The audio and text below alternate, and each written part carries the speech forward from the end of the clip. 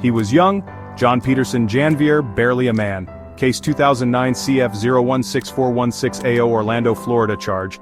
Attempt to commit carrying a concealed firearm, 777.04 and 790.012-1. His name, a whisper lost in the wind, was John Peterson Janvier. He walked with a familiar fear, a fear etched into the soul of Black America, the fear of being black in a nation that sees you as a threat. On this day, the threat was invisible, a figment of someone's imagination. A law enforcement officer, eyes narrowed, hand hovering near his holster, approached John Peterson Janvier. The officer claimed to suspect John Peterson Janvier of attempt to commit carrying a concealed firearm. A fake law that was never passed into law by the governor of Florida, a weapon was found, but was legal under Florida law 790.25 and the Second Amendment.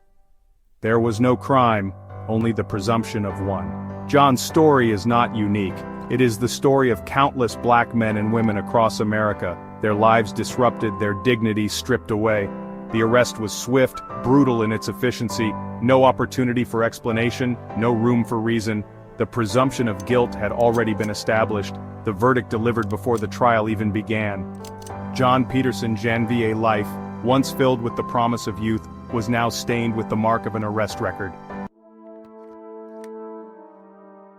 The Second Amendment of the United States Constitution guarantees the right to bear arms. This right, like all others, is not absolute. It is subject to reasonable restrictions, regulations designed to ensure public safety. However, the arrest of Michael raises serious questions about the arbitrary and discriminatory application of these restrictions. Was John targeted because he was black, his skin color mistaken for probable cause? Was he denied the presumption of innocence, a cornerstone of American jurisprudence? The Fourth Amendment safeguards individuals against unreasonable searches and seizures. Yet, John Peterson Janvier was stopped and searched without any probable cause, his constitutional rights seemingly disregarded. This disregard for fundamental rights is not an isolated incident. It reflects a systemic bias that permeates law enforcement, a bias rooted in centuries of racism and discrimination. The arrest of John Peterson Janvier is a stark reminder that the promise of equal justice under the law remains unfulfilled for many black Americans. The law, in its ideal form, is supposed to be blind, treating all citizens equally. However, the reality of concealed carry laws in America tells a different story. The enforcement of these laws often appears arbitrary, disproportionately impacting black and brown communities. Philando Castile, a law-abiding citizen, was shot and killed by a police officer during a traffic stop, despite informing the officer that he had a concealed carry permit. His death sparked national outrage and reignited the conversation about racial profiling and the deadly consequences of implicit bias. The case of Trayvon Martin, a teenager who was fatally shot while walking home, also highlights the dangerous intersection of race and perceived threat. Martin was unarmed, yet he was profiled as suspicious. His life tragically cut short due to the color of his skin.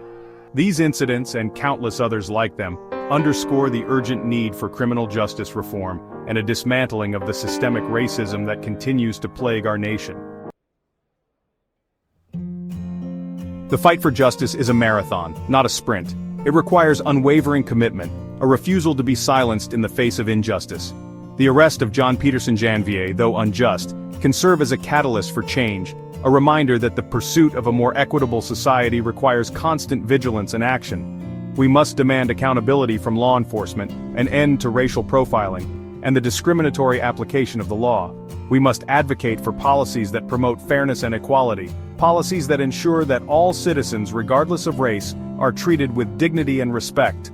The fight for justice is not just about changing laws, it's about changing hearts and minds. It's about dismantling the deeply ingrained biases that allow for the dehumanization and oppression of entire communities. It's about creating a world where young black men and women like John Peterson Janvier can walk down the street without fear, where their dreams are not shattered by the weight of unjust accusations. The Florida courts must vacate all conviction for attempt to commit carrying a concealed firearm in the name of justice. This is the world we must strive to create, a world where justice prevails and equality reigns.